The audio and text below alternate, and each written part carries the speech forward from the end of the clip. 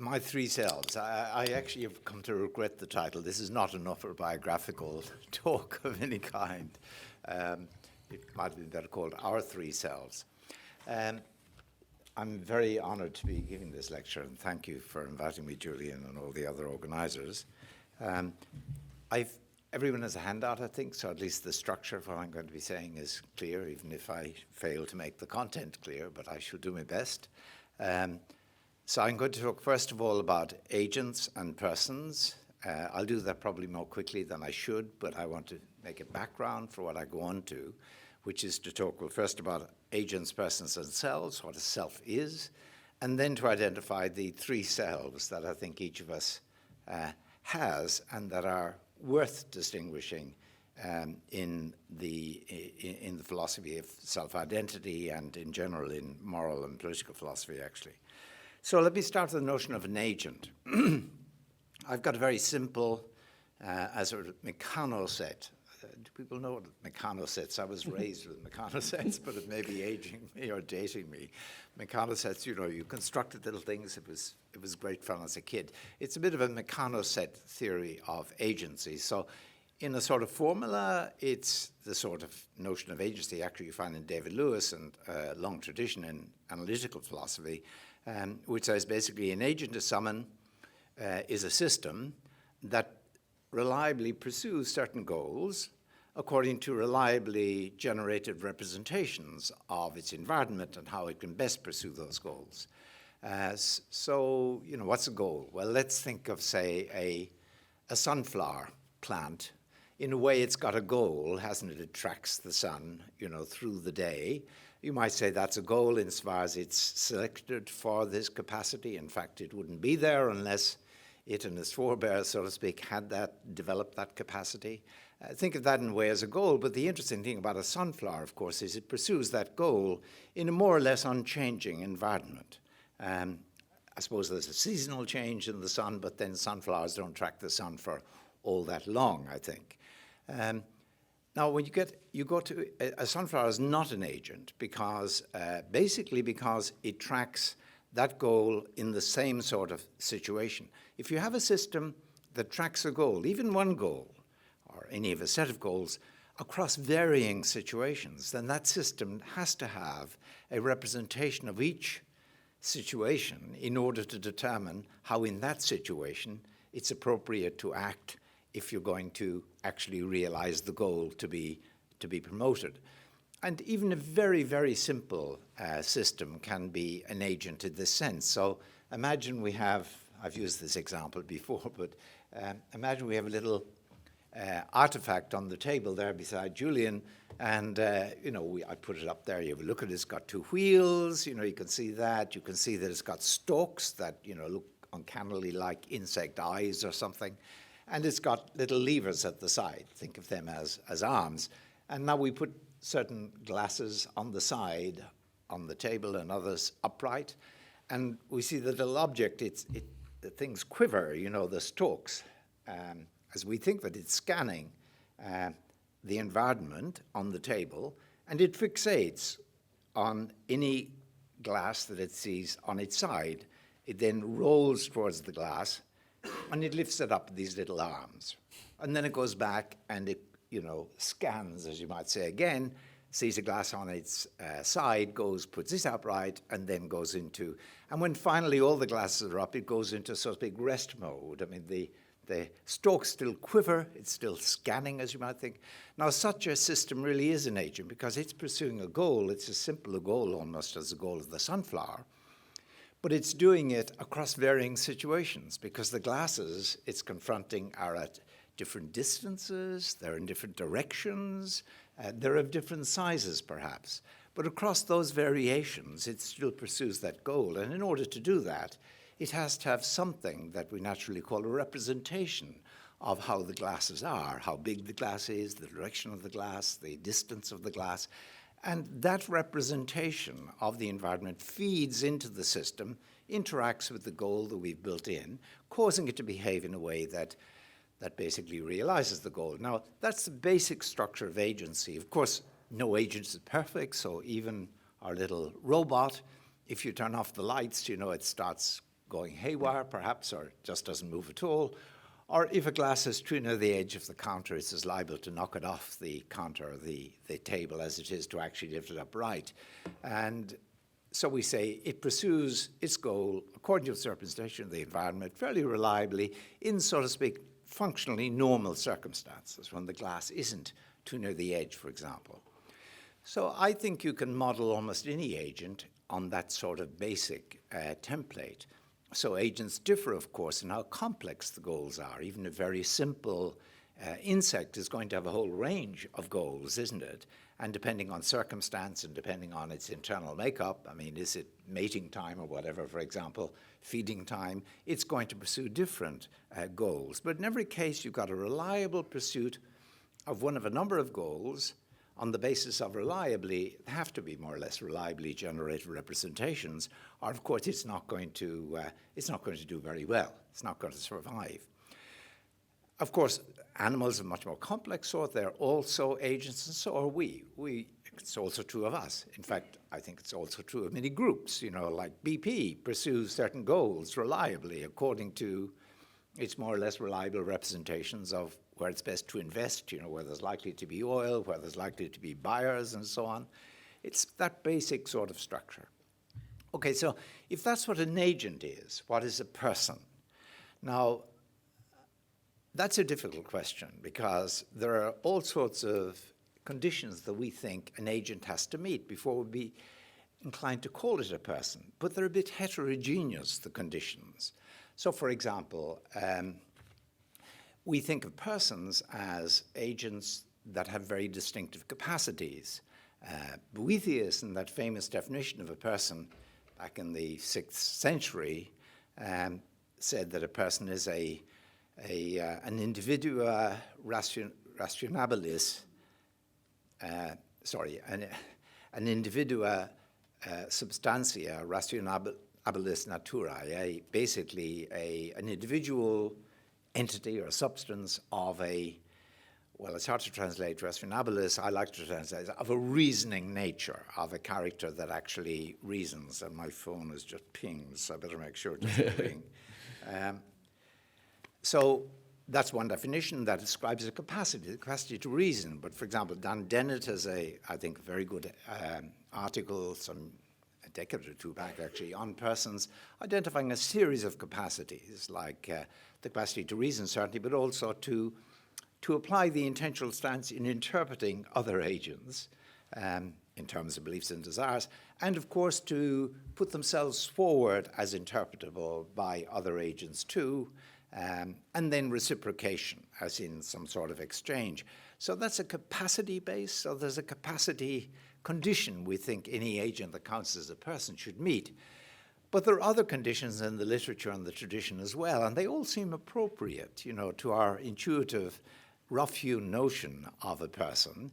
So one is, for example, the sense that persons incur duties. You find that, for example, in Locke, when he says that the concept of a person is a forensic concept, meaning that if it's a person that did something, you're in a position to hold it responsible for what it did, or perhaps for what it said.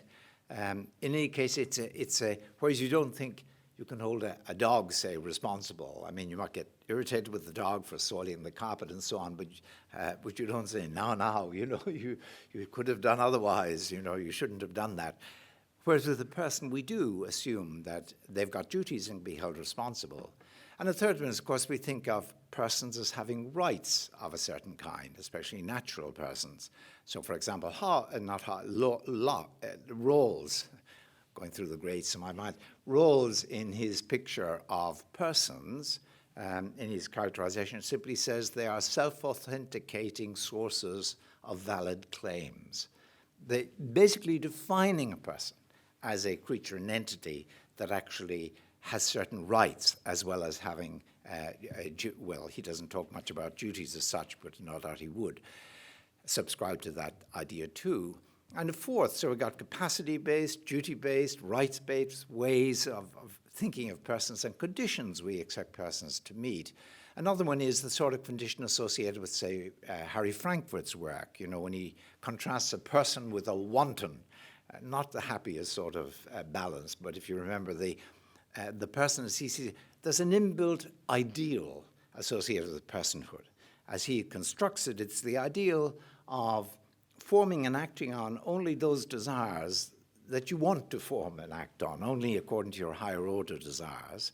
Or another approach might be the Kantian one, as say, for example, Christine Korsgaard defends, which is that a person is a creature who can live up to reasons in the desires that she or he, or indeed it, forms. So these are 4 desiderata, and it would be nice to have a view of persons that would actually explain why those conditions are fulfilled, because they're a bit heterogeneous, as I said, so they're not unified in themselves.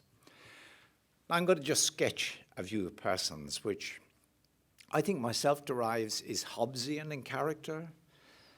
I know that doesn't seem to many people to be a good recommendation. I remember once putting to Robert Brandon the thought that something he was ascribing to Hegel is actually to be found in Hobbes, to which you respond, can anything good come out of Hobbes? With biblical resonance. I think there's lots good in Hobbes. There's lots that's pretty awful too. But what's really good is, I think, the view of personhood that he, I think, at least adumbrates. So I'm not going to be faithful to Hobbes's words from now on, but I just want to root it there. Chapter 16 of Leviathan is the most important source.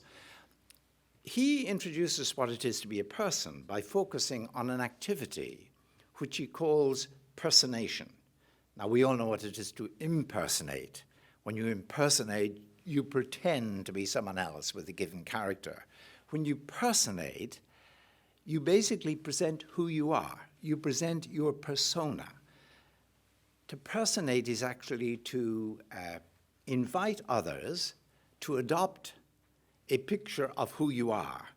It's to sort of present a profile of who you are with, a subscript, that you subscribe to it, that you sign up to it, and you're inviting them to rely on your living up to that particular persona, that image. Now, that may sound, wait a moment, when do we do that? It doesn't sound like an everyday activity. But as Hobbes, I think, interprets it, and certainly as I want to interpret it, we do it all the time. So, for example, you ask me, what does Julian believe about something? And I may tell you that, he believes the World Cup rugby match is this evening. I think it's tomorrow evening, isn't it? Is this evening. And you say, oh, great. And, relying on Julian, you turn up and the match isn't on, and Julian isn't there. You wanted to watch it with him or whatever. Now, if I'm challenged with that, I've reported, haven't I, his state of mind, his belief on this matter.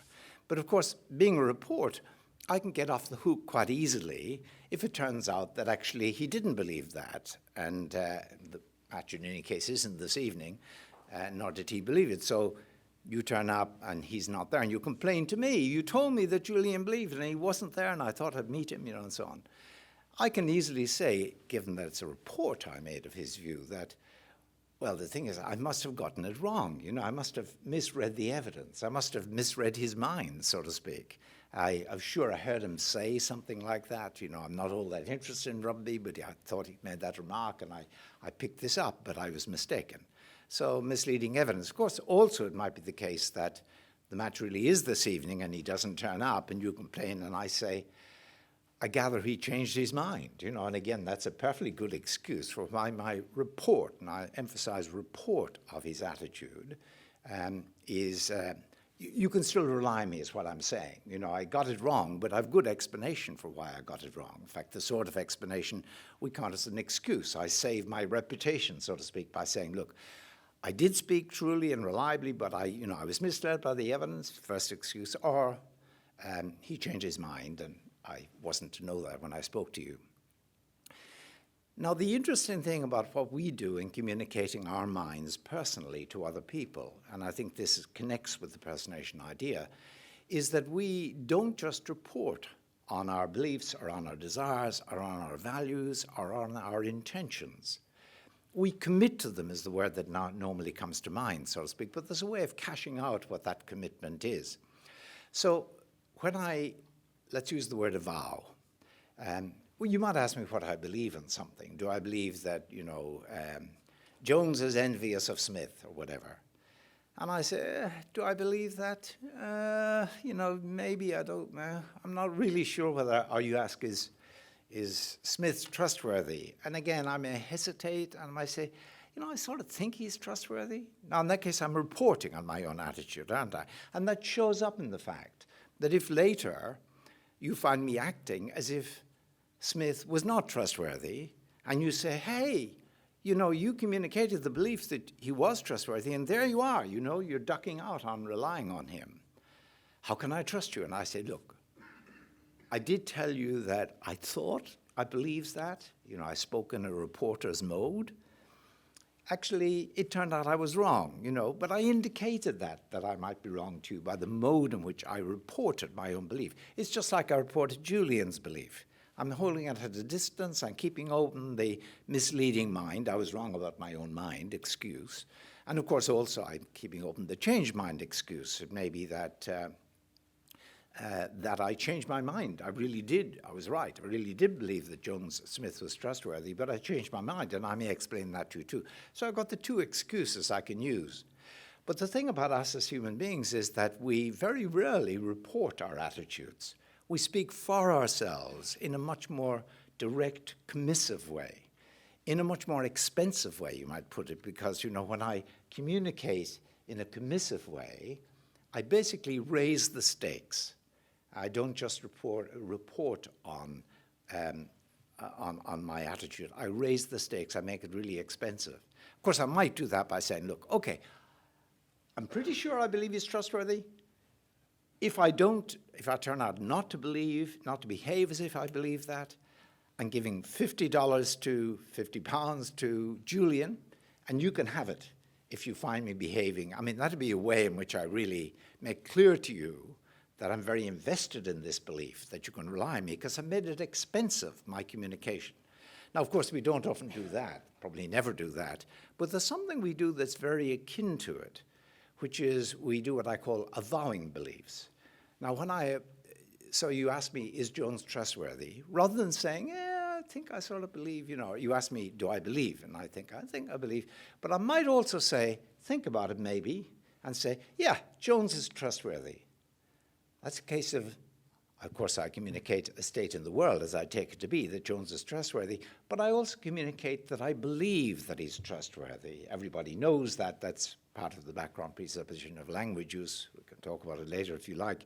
But I communicate thereby that I believe that Jones is trustworthy for sure. The interesting thing is, suppose I turn out not to behave later as if he's trustworthy. Suppose I turn out to, you see me behaving, really keeping Smith. Was it Smith or Jones? I've got them all mixed up now. It's Smith at a distance, so to speak, playing safe, not trusting him. You say, you told me he was trustworthy. You said Jones is trustworthy. And I can say, well, I actually changed my mind. I can keep that excuse open. But I can't say, I must have gotten myself wrong. There's no room for getting yourself wrong when you say Jones is trustworthy, because when you communicate the belief in that way, it's not on the basis of scanning your mind and finding, you think that belief is there. It's rather a case of making up your mind. And given you make up your mind, there is no evidence that might mislead you such that you could say later, gee, I was misled by the evidence, a misleading mind excuse. You shut that down. Now, that's a manifest, of course, between me and my interlocutors. So if I say Jones is trustworthy, that's a more expensive way of communicating my beliefs than if I said I think, in this very indirect way that he's trustworthy. I'm committing to my having that belief. I'm inviting you to rely on my having that belief. That's what I want to say. I'm speaking for myself. I might speak about Julian and saying, he believes such and such. I might speak about myself and saying, I think I believe such and such, as about a third person. But when I say Jones is trustworthy, I speak for myself, not about myself. I avow the belief. I don't just report it. Now, of course, we also go one better, because not only do we shut down manifestly the misleading mind excuse, thereby making our communication expensive, and inviting you to rely on us with more certainty, giving ourselves more credibility, we also often shut down the change mind excuse. You know, you ask me, are you going to be at the concert tonight? You know, I'd like to join you and so on. And I say, yeah, my intention is to be there. Now, you might take that as an avowal, all right, of the intention. Given the tone of voice or whatever, I can hardly say later, yeah, I must have been wrong about that. I thought I can't do that. I do avow the intention and saying my intention is to be there. But you might say, wait a moment, you know, I'm going to go only if you're going. I want to know for sure. And then you say, look, okay, I'll be there. I promise to be there. I pledge to be there. Now, if you don't turn up, you can't say, I must have gotten myself wrong. But neither can you say, I changed my mind since speaking to you. You say, you can't change your mind. You promised, you know. So by shutting down these two excuses, you make the communication of your intention very expensive. You're really committing to that and inviting others to rely on you. So in avowing, for example, beliefs or desires or values, you're shutting down the misleading mind excuse, inviting others to rely on you. You're personating, you're presenting an image of yourself, only a very partial image, of course, and saying, that's who I am, you know? And you are, so to speak, putting your money where your mouth is, in the sense that it's going to be expensive for you in reputational terms if you then don't behave as if you believe that. But equally with intentions, we promise or pledge all the time, which is effectively putting aside both excuses, not just the misleading mind, but the change mind excuse. Now, that's what I think of as personation. I think that's what Hobbes, incidentally, thinks of as personation as well. And he thinks that it's a feature of us as agents who speak. It's language dependent, obviously, that we communicate our minds to one another with authority. We authorize the words by virtue of making them expensive and daring you, so to speak, not to believe them, not to accept them, because you're putting yourself on the line. You're speaking for yourself. That's what I understand by personation. Now, what is a person? Well, a person is an agent with the capacity to personate. Of course, the word capacity immediately rings bells, because, you know, the old joke, are you able to play the piano? And you say, I don't know, I've never tried. Obviously, there's a sense of capacity in which you really don't know if you have the capacity to play the piano. We'll call that a remote capacity or something. But when we say someone can play the piano, we don't mean that we think maybe they can, you know, they just have to sit and let's see if they can do it. No, it's an exercise-dependent capacity. We mean it's a proximate capacity. They're trained in playing the piano. They can play the piano in that more immediate sense, in just the sense of they might have an ability to learn to play. Equally, a person is someone with the capacity, an agent with the capacity to personate. That's really the theory I'm thinking of, where that capacity has to have been a capacity that is established in the exercise of it. It's not purely, so to speak, the sort of remote capacity I'm talking about. So on this story, that's what a person is. It's someone who has the capacity to personate, to put themselves forward, and of course, equally, to understand others personating, because if you understand what it is to personate, you'll presumably be able to understand others when they personate, so you can both give your word, so to speak, inviting others to rely on it, and you could take their word and respond as they're inviting you to respond, which is with a high degree of credibility and expectation or reliance. I like this theory because it actually explains those conditions I started with. You know, so if a person is an agent with an exercise-dependent capacity to personate, then it's for sure that they're going to have all the capacities we talked about. You can't do that unless you can reason. I'm not going to go through the details. You can't do that unless you can understand other agents as intentional systems, indeed as persons who are committing. You can't do that unless you can reciprocate. You know, personating is always co-personating as two people engage with one another. So that was the capacity one. In terms of the duty one, of course, if I commit, so to speak, to having an intention in the sense of pledging the intention, not just reporting it, or commit to having a belief in the sense of avowing the belief, not just reporting it, then you can take me thereby to have a duty or to accept an obligation to perform in that way. So there's a natural connection with responsibility. You said, how could you? You know, I hold you responsible. It comes, as it were, for free once you have the personation theory. The third one was the rights. Now again, if people can personate, it has to be clear what they can do and what they cannot do with impunity. So in that sense, every person, and we have to recognize the persons, that they have certain rights. Equally, of course, when I personate with you or you with me, I give you a right to expect me to behave in a certain way, as you will give me a right. So persons, again, engage with rights in that way. So no problem about the connection between rights or duty or capacity with person understood in the sense I'm introducing. The fourth condition was the one I associated with Frankfurt and Korsgaard, which is that being a person has a built-in sort of ideal. You know, it's you can do better or worse at it, so to speak.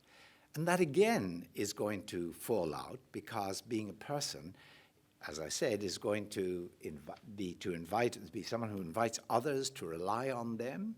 And of course, to that extent, there's going to be the ideal of living up to your word, or of forming your word, of giving your word on a basis that is realistic, such that you can live up to it. Again, there's an inbuilt ideal. And of course, a whole range of agents may be persons, but some may do very much better at it. At this end, you may have people who are very, as it were, weak of will or weak of word, as you might say, you know, who give their words, it appears expensively, but then fall away. Of course, they can do nothing other than apologize. Well, if there's no excuse at all, and there are excuses, of course, apart from the two I've mentioned, like I broke a leg is a good excuse for not turning up at the concert, for example.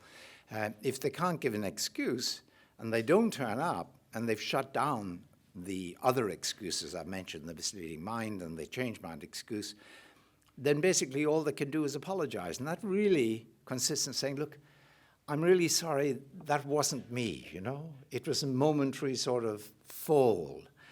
And so there's an ideal of being a person, which is being someone of your word, who lives up to your word. I just finished with one comment on that, which is that it's not just when I personate, remember the difference from impersonating, not pretending to be this or that sort of person, I'm personating this or that image of an agent. When I personate, I also self-identify with that. You know, it's not just pretending to other people. To me, this is who I am. It's really important, you know, that I live up to the word I give to others, because as far as I'm impersonating, I'm giving a word in which I believe, so to speak. This is who I am as I believe it to be. So there's a real inbuilt ideal of personhood associated with this view. Now, this view of persons, I should say, it's not uncontroversial, but I think it has those great benefits of bringing together those features. It's not uncontroversial because, remarkably in a way, it implies that you can't have persons except, so to speak, together. You know, the persons come in a package deal, you know. You have to have people to personate too in order to be a person. I mean, actually, Hobbes himself really signs up to that. So I'm not sure he embraces the, as we're a socialist, if you might call it, anti-atomist sort of implication when he says you can't promise yourself. I mean, if you have the notion of promising, you can go through it, but you can't get the notion of promising if you were just a solitary agent, because, as he says, he that binds can loose. You can always let yourself off the hook. You get the notion of personhood impersonating only insofar as you've got other people who can hold you to your word. You can't hold yourself to your word, except, so to speak, in a way that mimics what you do with other people. It's a social, inherently social notion of personhood. It's also a language-dependent one, obviously. You can only be a person. Of course, language understood very broadly. It doesn't have to be an articulate sort of language of the kind we speak. It can be sign language of various kinds and so on, gestural languages. And the third is, of course, it does have an interesting connection with narration. You know, people often talk about the narrative theory of the person. But it's it's the right sort of connection. I mean, I'm all with Galen Strawson when he criticizes narrative theories of the person on the ground that they're very narcissistic, as if, who am I, writing a little script, and then living up to the script. I mean, that does sound very narcissistic. But notice on this picture, by virtue of avowal and pledging, by virtue of those sorts of commitments, you are all the time creating an image of who you are. But it's a byproduct. That narrative of who you are is a byproduct of something else, committing to others. It's not, so to speak, what you aim at narcissistically. Okay, now onto the self. So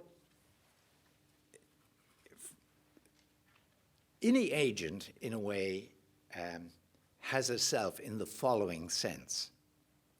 For any agent, even, a simple rabbit, it gets frightened, and it does something as a result of being frightened.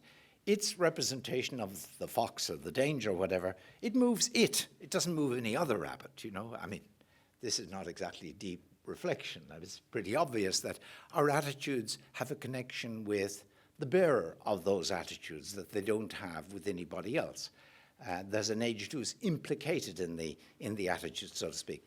So when an agent has experiences, it forms memories. But the memories are formed in that very agent, not in any other agent. Or when an agent forms a policy or an intention that guides that agent, not any other agent.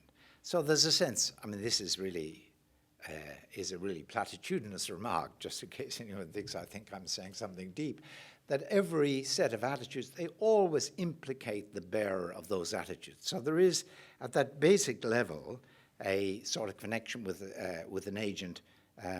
With a particular agent, the system is in the formation of its attitudes.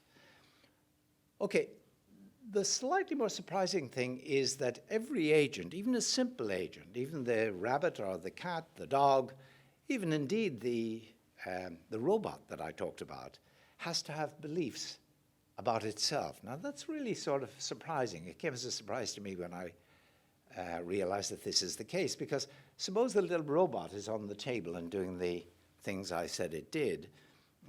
It sees a glass on its side, it moves towards the glass. At a certain point, it's got to stop, doesn't it? And lift up the arms to lift the glass. Now, presumably, if we're representing it as an intentional agent with attitudes that issue in behavior, rather than a stimulus response mechanism or something, if we're doing that, then presumably we have to think that it's because of some belief it has that it's stopping and putting out its arms and seeking to lift the glass. Well, that belief presumably is that the glass is now near enough. But near enough is short to near enough to me, right? Not near enough to anybody else. So it has to, just in order to behave properly, it has to have beliefs about itself, as in that example, that things are near enough now to act on. Now, every agent in that sense has to have those sorts of beliefs. If you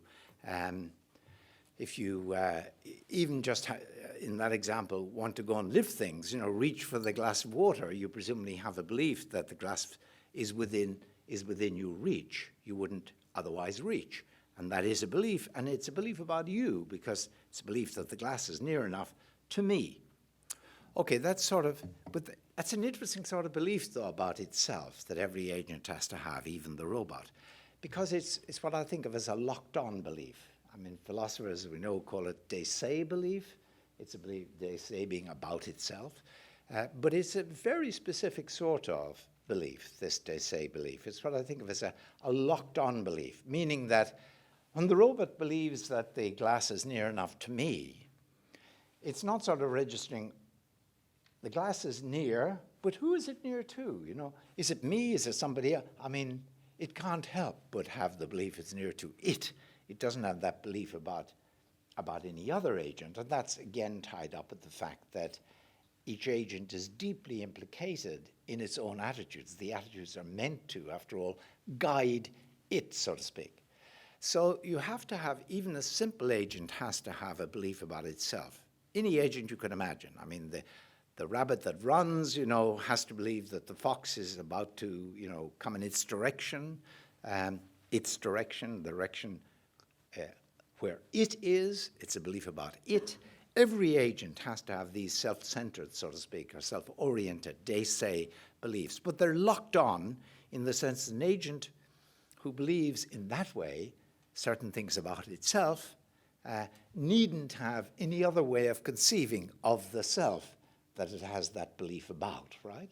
It doesn't sort of have a notion of me that makes me one among many. It's just, there's no other way in which you could cast the belief.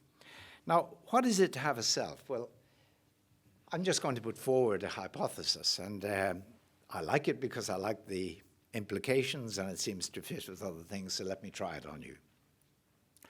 I think that when we talk about an agent having a self, we don't just mean that it's implicated in its attitudes, true of any agent. We don't just mean that it's locked on, they say, beliefs about itself, locked on in the sense that they're implied in the activity of those attitudes in guiding it. We mean that this self, that it has that locked on beliefs about, it can also have beliefs about under other aspects. So for example, looking in the mirror, it can believe that's my reflection, There's interesting work on animal psychology, as you know, about the recognition of self in a mirror. If an animal, I would say, can actually identify itself under a different aspect from the they say one, as in, that's me, pointing in the mirror or being surprised, or wanting to rub off the mark on its forehead when it sees the mark on the forehead that's already moving towards having a self, because it now has beliefs about itself that are not just locked on. Of course, that's the basic reference to the self, is the locked on one. It has beliefs about that self. Let's imagine it says I, or me, and it's got beliefs about itself that says, that's also me, or I am the tallest one in this room, or I am the person that guy is looking at. I mean, these are all beliefs about itself that are not of that locked-on character. You're identifying the self under different aspects, so to speak. Philosophers use the term, I think it's quite useful. Such a creature doesn't just have beliefs de se in that locked-on sense. It has beliefs de dictu, meaning it's got beliefs about itself under other descriptions. It can relate to itself, conceptualize itself, think about itself, form beliefs about itself that pick out the self about whom those beliefs are formed in distinct public terms, and not just in the locked-on way that it has beliefs about it, that every agent has beliefs about itself. Now, I think if you've got an agent who can, in that sense, shall we say, stand outside itself, so to speak, see itself from other angles, represent what it is, not just as the agent implicated in its attitudes, but it can have attitudes about that very agent in other terms, then I think you get close to the idea of an agent having a self. That, in any case, is what I'm going to propose.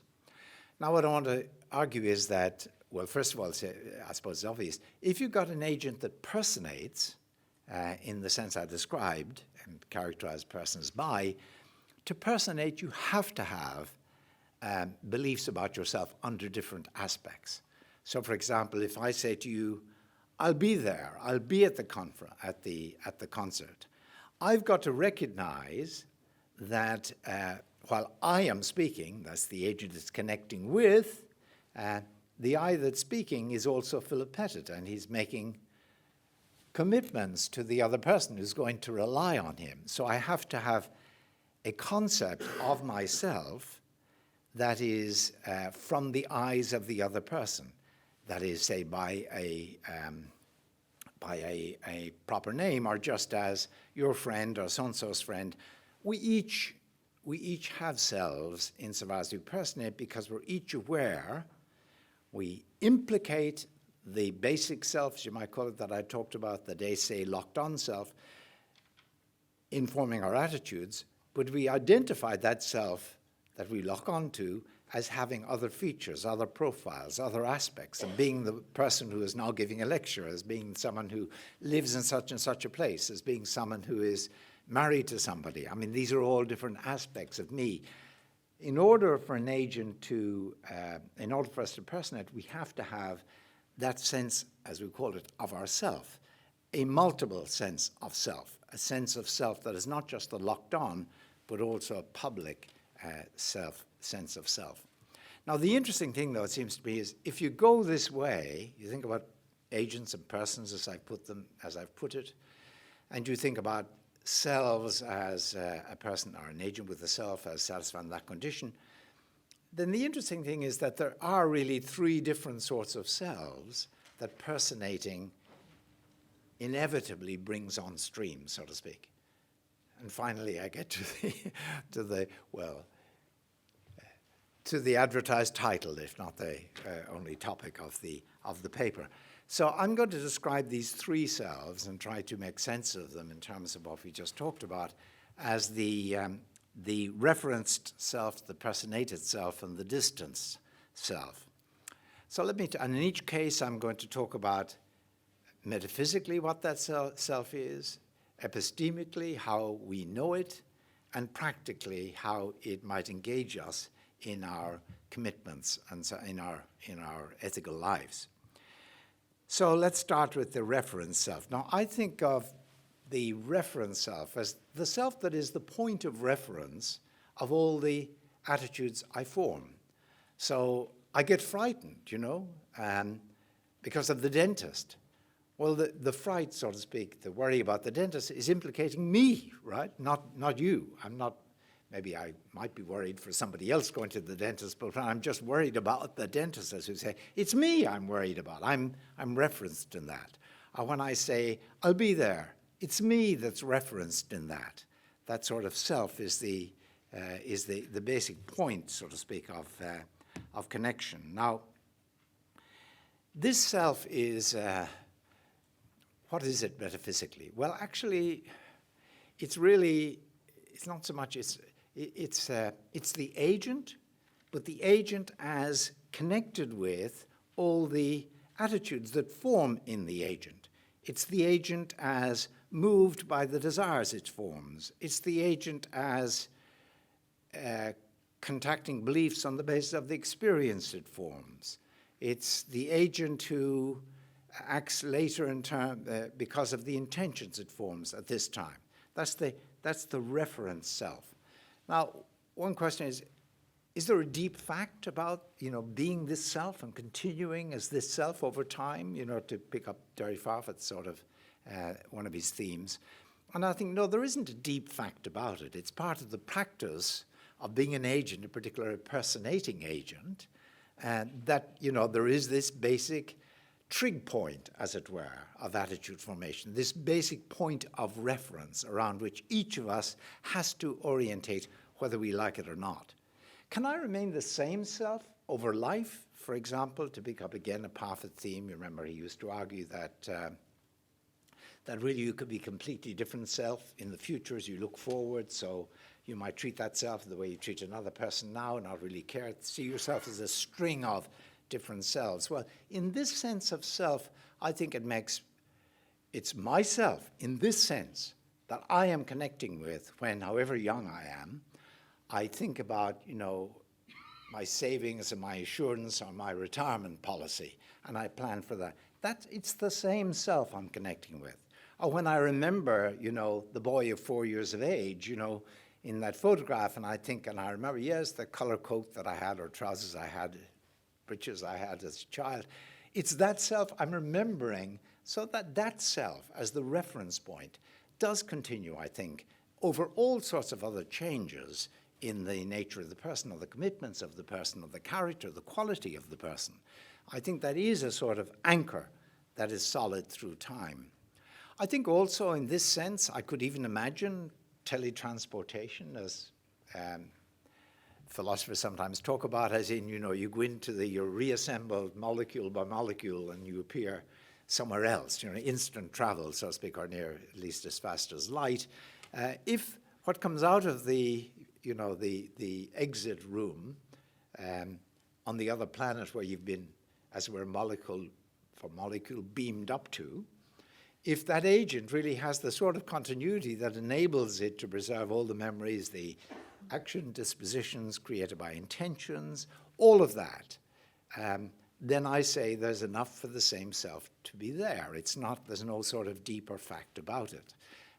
We can talk about other thought experimental possibilities, if you like, in the discussion, but you see the basic picture. Metaphysically, it's not deep, but it really does have a sort of connection over time. That means you remain you in this reference sense across time. Now, epistemically, what do you know about this self? What do you know about the reference self? Well, of course, immediately you think of Hume. You know, when I look into myself, I just see a string of perceptions. I don't see myself. There's no self there. A recent book suggests that Hume may have actually been influenced by hearing about Buddhism. I have no idea whether that's true or not, but it's a very striking observation that people have worried over. Or Sartre, in his first philosophical writing, I think The Transcendence of the Ego, talks about running after a bus and how, you know, you just focus on the bus to be caught. You're running, you know. And he argues there's just impersonal consciousness, and that's what most conscious life is like. You know, you just pass through. But there is no self, no ego, as he calls it. The ego is transcendent, meaning created outside, so to speak, the ambit of the self. It's understandable on this view, of course, that you should be able to find nothing substantive in this referenced self. After all, it is just a point of reference, so to speak. The self, the agent that is implicated in all the memories, the intentions, the actions, the desires, the fears, the emotions, and so on. And of course, it's just you as you are moved by those attitudes you form. But this you, considered as pushed around by those attitudes you're forming, you need know nothing about this you as a substantive fact. It may really be for you something you just don't see when you introspect. Look, who am I? Who am I? This self is going to be essentially elusive in that way. Actually, I think of it as, you know, if you got a painting, if I got a painting up here of think of it a lovely, lush valley with flowers and trees and so on. And now, that presents the valley to you for sure, but it also presents something else, if it's a painting or a photograph, whatever, which is it also gives you information about the angle from which the valley was seen. You know, it gives you information about where. So if you knew the terrain, you could say, that was painted from the top of such and such a mountain, right? Even though the mountain doesn't appear in the painting, it's there, so to speak, indirectly in the painting as the point of view, the point from which it's painted.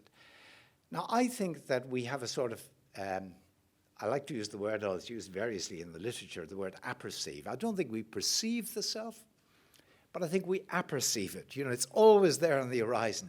It's also, so to speak, in the edge of our vision, on the periphery of our conscious field. So we do have some access to this self, but it's that sort of indirect access.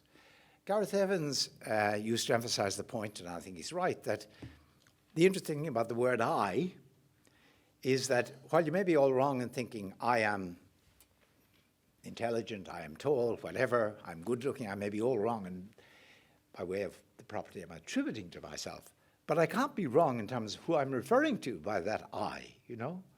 And that's exactly the point we're talking about. This I is, you're locked into it in all your attitudes you form, and of course in all the expressions of those attitudes. You can't go wrong about it. There's no error, as he puts it, through misidentifying the I, the subject you're talking about, when you say, I am such and such. Okay, so it's the apperceived, it's epistemically elusive, and that makes sense with the reference self. When it comes to ethics, or practical matters, you might say, well, am I selfish if I care about that self? You know, if I sort of say, I'd like me to, blah, blah, blah, blah, blah. I'd like not to have the pain at the dentist. Is that a sort of selfish that I pick up me and I'm worried about me at the dentist rather than worried about someone else at the dentist? Is that a sort of preference for the self that is culpable, so to speak? Well, I say no. I think with this referenced self, you can't help but be engaged with that self. You can't help but care about it in that sense of being engaged with it. It's the self, of course, that you fear moves you away from the dentist or the bear or whatever it might be. It's the self that is inevitably an object of care for you. I mean, in this sense, who else would you care about? You know, you have to be moved by the desires. So I think that this is very like actually what Rousseau calls amour de soi. You know, when he says that we should distinguish amour de soi from, we'll come to it later, amour propre. He says amour de soi is totally innocent and every animal has it. Seems to me this is exactly what he's talking about, that you can't help but act under this aspect for your own sake, with that self referenced as the object of concern. The selfishness question, one way of thinking of it is as a Euthyphro question. Remember Socrates, the famous question is, do the gods love the holy because it's holy? Or is it holy because the gods love it? You know, which is the direction of explanation? Well, you get a similar question here. Do I care about this self? Do I engage with this self? Because it's me. It's Philip Pettit. You know, it's the one I love, so to speak. Or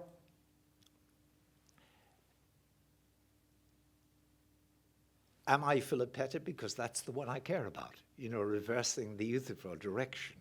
And I want to suggest yes to that second way of thinking. What makes this self you is precisely that this is the self that you care about in the sense of engaging in all the attitudes that you form. So you get a reversal of the, well, you get that interesting sort of variation on the explanatory direction. You care for you, not because it's you, you are you because you care for that entity. Okay.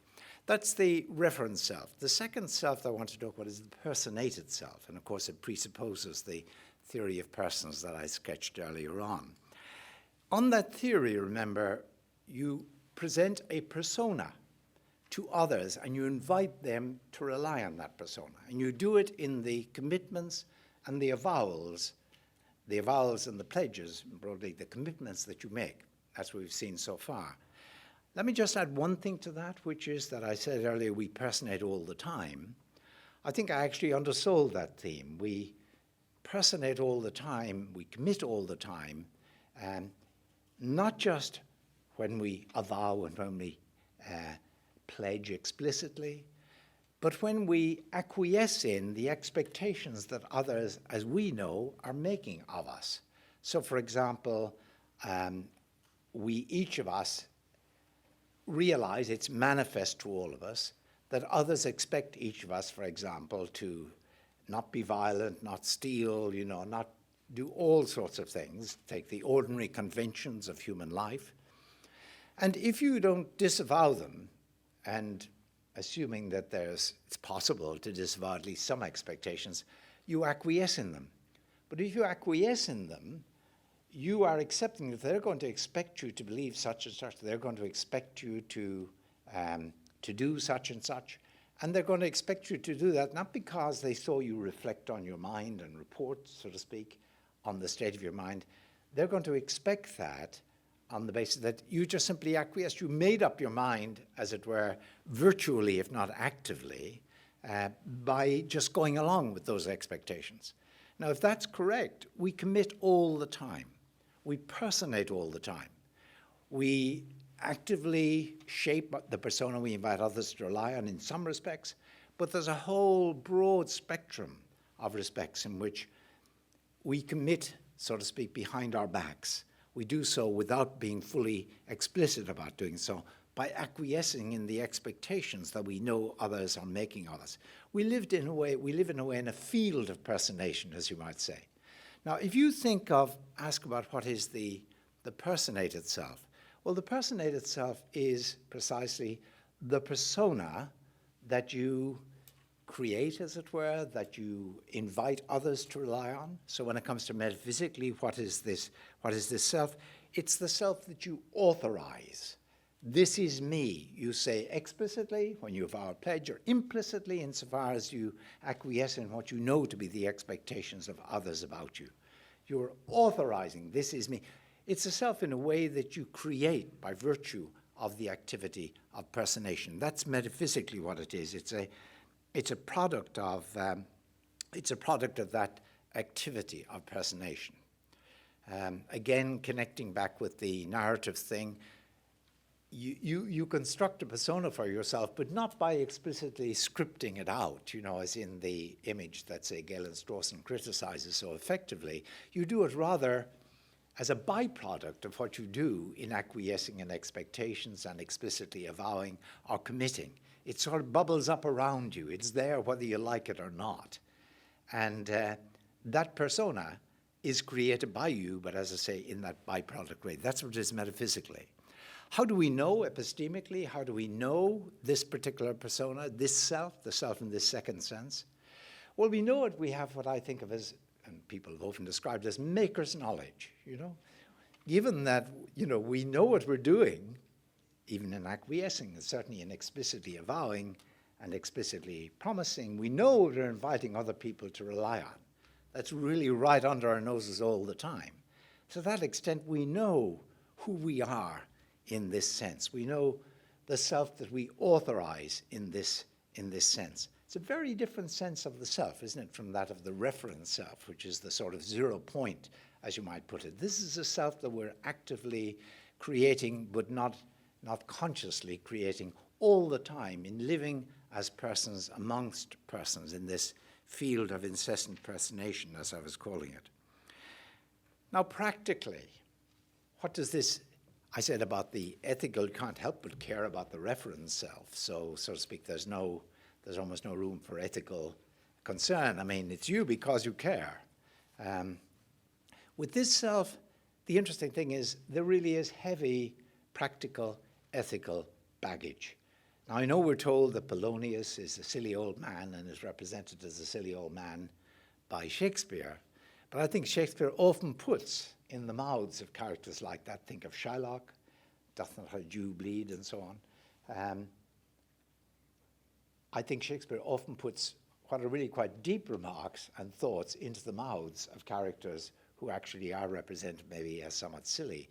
So when Polonius says to Horatio as he's departing, this above all, to thine own self be true, and it must follow as the night the day, thou canst not then be false to any man. Now, I think in the sense of the personated self, it makes perfect sense to say to someone, you should be true to yourself, true to the self you're holding out as a persona when you personate. That is an ideal for you. And of course, if you do live up to that ideal, then those whom you've invited to rely on it, other men in his language, are not going to be let down. You're not going to be false to them. They are two sides of the one coin. So I think there is really, this notion of the personated self carries that sort of heavy baggage, as it were. This is where the ethics kicks in with the self. This is where there really is an ethic of self-fidelity, so to speak. And images like authenticity or autonomy, these are all aspects of this ideal. Authenticity, you'd better be the self you hold out as the image of yourself, as your persona. Autonomy, you better live up to your word. If you don't, you really are just being pushed around by other forces. Okay, the third self, and I'll finish this in about 2 minutes, is what I call the third person distanced self.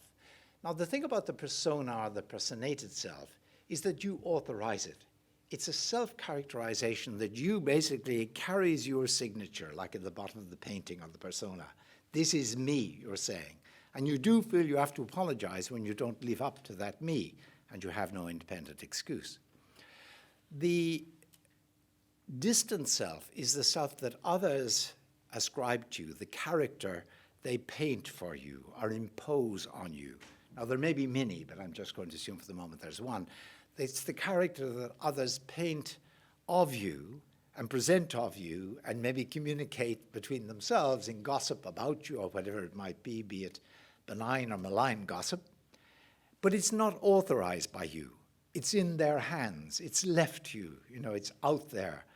Some of you may know that very short but nice piece by Borges called Borges and I.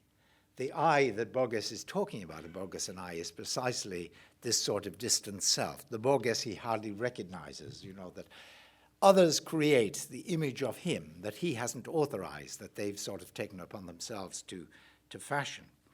Now, of course, this self, and of course it is perfectly good usage, I think, of the word self, this self is epistemically very hard to access, And why? Because, people created really and gossip amongst themselves about you.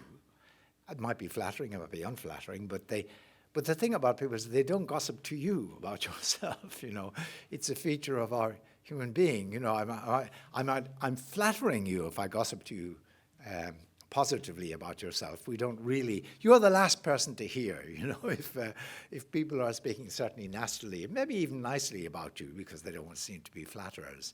So epistemically, it's very elusive, this self, I think people can waste a lot of time, set up on what I am, searching after this, going to the citations, if you're an academic, whatever, going to the reviews, seeing what do they think of me, But it's a very elusive sense, the distant self. And then finally, when it comes to the ethical or practical concern, is there a sort of any normative demand that you care about this self?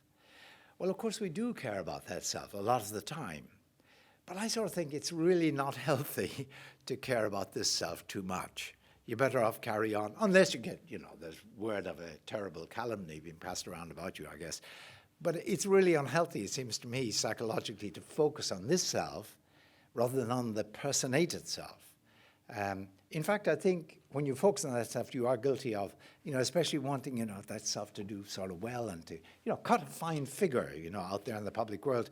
That is a bit like Rousseau's amour propre, which he, of course, denounces.